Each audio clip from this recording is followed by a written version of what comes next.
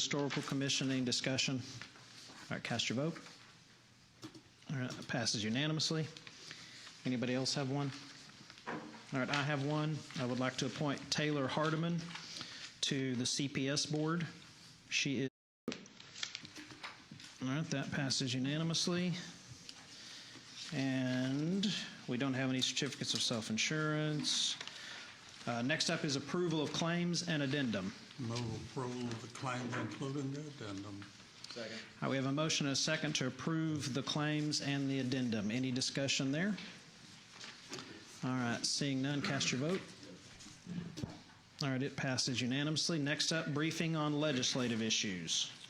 Thank you, Your Honor. Members of the court, in your packet, you have the memorandum from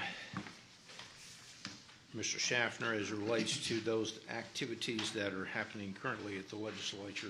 I'd like to bring one item up and ask for direction, and I will make a recommendation on that. And that deals with Senate Bill 1034, and that is on the last paragraph of that particular communication. Also, you should have received a memorandum from Mr. Schaffner. I guess it happened yesterday, and it really details some work that Craig Price, our chief of the Civil Division, has done as it relates to public nuisance issues, and what this Senate bill does, it attempts to not allow public entities to file public nuisance claims against companies and potential individuals. Mr. Price did an excellent job on the communications that he has sent to you. I would like to point out that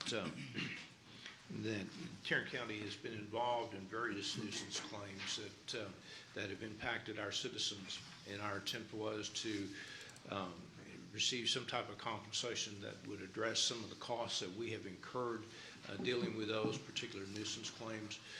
I'll list two of them right now. You know that we are currently going through the opioid settlement process, and that was a nuisance claim that we filed, and because of the major damage that opioids have done to our community, and also the amounts of money that we have spent as a government in an attempt to address opioid. We also had other claims, those being the Volkswagen and Fiat claims, which were clear intentional violations by those companies as it relates to air quality, and we did receive some compensation for that. As you know, we are in a non-compliant county, and we attempt not only through our transportation bond program, but also through the vehicles that are used in our precincts to have vehicles that provide a burn cleaner, if you will. And so if this legislation would pass, then what would happen, we would no longer be able to participate in those type of claims. You might also remember the significant train accident that happened in Ohio, and if we had a train accident like that here, we would probably not be able to, and we would expend monies. We always have to claim and show how we've expended monies.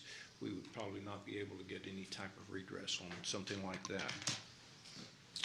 So what I would like to suggest to the court is that while we may not oppose this particular bill, that we direct our office through Russell to attempt to have counties, especially Tarrant County, would be removed from this particular statute or proposed statute.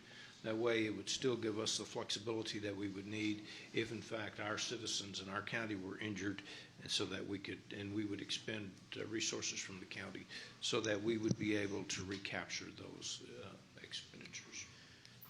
Just to make sure I'm clear, Senate Bill 1034, you are recommending that we ask the legislature to just exclude Tarrant County. Yes, and I know that the DA's office even suggested all governmental entities.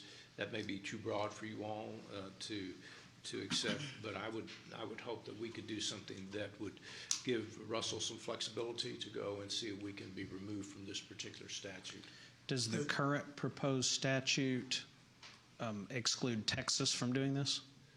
excludes the state from doing this also. Okay. This is what we used to call a bad old bill. And if it's bad for Tarrant County, it's bad for the rest of the state. I will follow your lead on what the strategy is, whether to just go to protect ourselves or to try to kill a bad piece of legislation that will impact the rest of the state.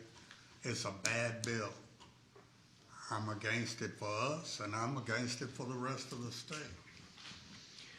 So rather than ask you for a specific vote, because this is a briefing item, if you can simply give me direction.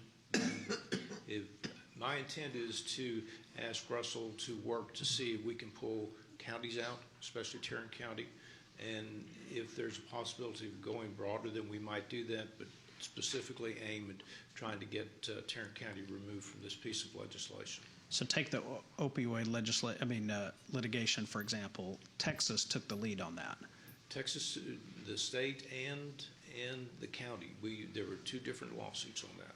I mean, the sums of money that are involved in litigating a case like that, or that could be astronomical. So the idea that Texas couldn't do this anymore, I'm with you, Commissioner Brooks. I think it's a bad bill.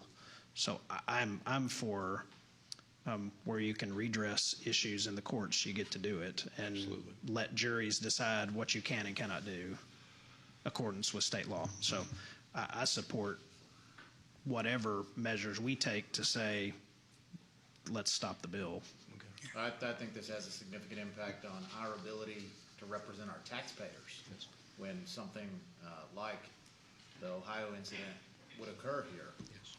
So I agree. I think that it's not good for Tarrant County taxpayers. The protection of our citizens should be a local matter that we decide up here on this dais. We don't need some overriding law that tells us what we can and cannot do to protect the public interest of our citizens. Okay. So also I wanted to bring it to your attention, I imagine that most of you know that Representative Guerin has filed a bill dealing with the Tarrant Appraisal District, and just to make sure that it's up on your radar. If that bill would remove the jurisdiction of how we would select the board, and actually it would the management of TAD would come under the control of the Texas Comptroller. And so I just want to make sure that you all are aware that it's out there. Well, in speaking with Representative Guerin, it's abundantly clear that there are serious issues that merit concern over at TAD.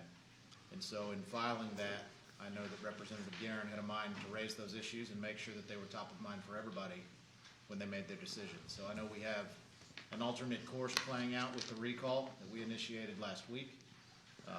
But with that bill, I know that Representative Guerin was highlighting the significant problems that are still remaining at TAD and that need to be remedied.